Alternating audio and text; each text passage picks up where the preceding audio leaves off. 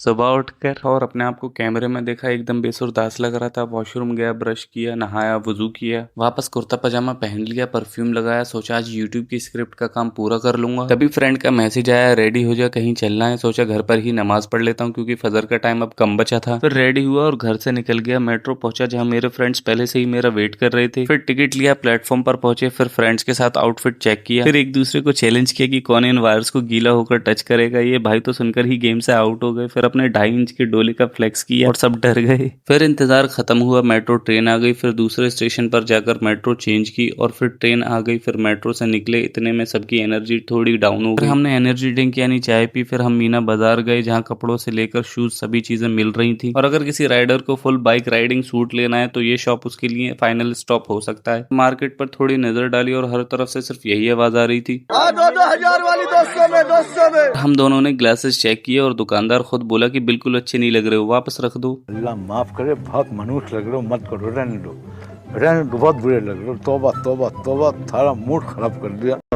फिर हम थोड़ा आगे बढ़े और ये पुराना कैमरा दिखा जिसका पता नहीं चल रहा था ये फोटो कहाँ से क्लिक करेगा। फिर मुझको एक ऐसी गन नजर आई जो गोली नहीं आग फेंकती है। इतनी ही देर में इस कुंभ के मेले में मेरे फ्रेंड्स खो गए, लेकिन मेरी बाज की नजर ने कुछ सेकंड्स में ही उनको ढूंढ लिया। फिर मेरी नजर ऐसी घड़ियों पर गई जो रोलेक्स जैसी कंपनी को भी बंद करा सकती है। फिर हमको ऐसी गन नजर आई जो अमेरिकन मिलिट्री के पास भी नहीं होगी। फिर एक क्रिकेट बैट चेक किया जिसको देखकर लगा यही मेरा विराट कोहली बनने का सपना पूरा कर सकता है, और ये बात सुनकर दुकानदार ने बैट वापस ले लिया। फिर एक लैपटॉप चेक किया और वहीं एडिटिंग का काम शुरू कर दिया। इतने में दुकानदार बोला कि वापस रखो और भाग जाओ, यहाँ से दोबारा नजर नहीं आना। और सिर्फ मार्च के महीने में ही अब गर्मी बहुत ज्यादा होने लगी है। फिर हम जामा मस्जिद चले गए।